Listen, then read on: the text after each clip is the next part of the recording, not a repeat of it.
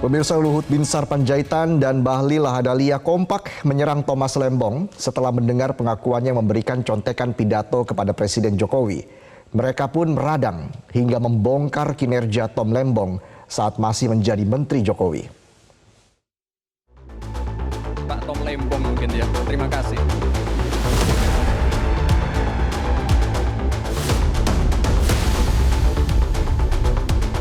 Menko Kemaritiman dan Investasi Luhut Binsar Panjaitan dan Kepala Badan Koordinasi Penanaman Modal Bahlil Lahadalia panas dengan pengakuan Thomas Lembong yang mengungkit sering membuat contekan pidato untuk Presiden Joko Widodo selama 7 tahun.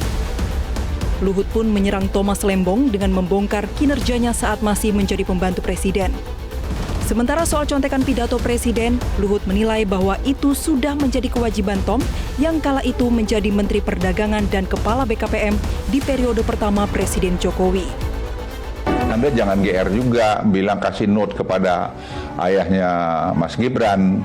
Emang hanya Tom Lembong aja. Yang paling banyak kasih note pada Presiden itu adalah Menlu, Ibu Retno. Karena setiap bilateral beliau yang ngasihkan itu. Dan itu bukan terjadi pada Presiden Jokowi saja. Semua kepala negara itu kalau bilateral pasti ada yang di belakang yang ngasih note itu.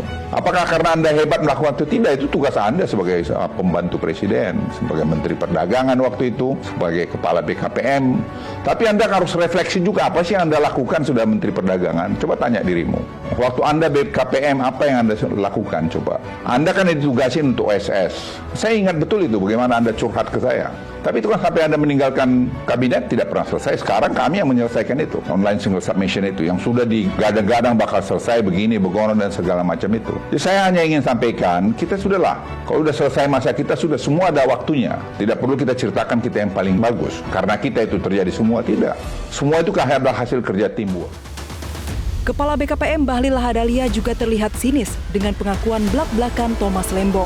Bahkan Bahlil sampai membandingkan realisasi investasi yang dicapai di era kepemimpinannya dengan pejabat terdahulu.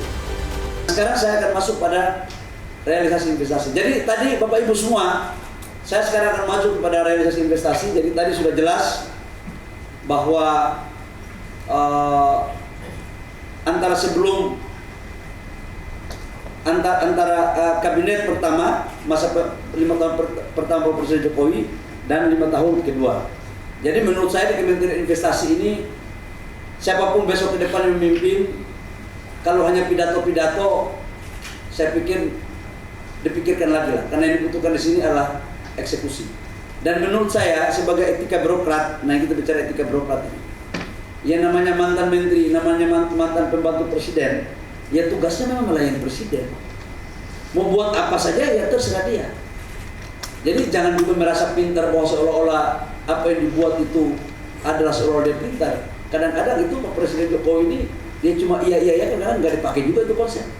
Gitu. Cuman ada yang merasa lebih pintar aja, padahal nggak pintar-pintar banget juga. Gitu.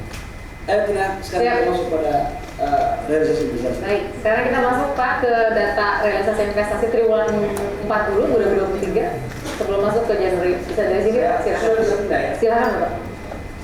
Sekali lagi ya, itulah perbedaan antara pimpinan BKPM yang tamatan Harvard dengan tamatan Stanford Mumbai. Jayapura. Pengakuan Tom Lembong soal contekan pidato Presiden itu sebenarnya untuk menjawab sentilan Cawapres 02 Gibran Rakabuming Raka dalam debat Cawapres 21 Januari lalu. Seolah rindu, Gibran bolak-balik menyebut nama Thomas Lembong saat menanggapi jawaban Cawapres 01 Muhaimin Iskandar. Menurunkan inflasi, menurunkan Gini rasio, meningkatkan peluang kerja, menumbuhkan titik pertumbuhan ekonomi baru. Itu tadi kan udah saya jawab, Gus. Mungkin Gus Muhaimin juga tidak paham dengan pertanyaan yang diberikan ke saya. Mungkin itu kan dapat contekan itu dari Pak Tom Lembong mungkin ya. Terima kasih. Tesla itu pakai nikel, Pak. Dan kita sekarang, Indonesia itu adalah negara yang punya cadangan nikel terbesar sedunia. Ini kekuatan kita, ini bargaining kita. Jangan malah membahas LFP.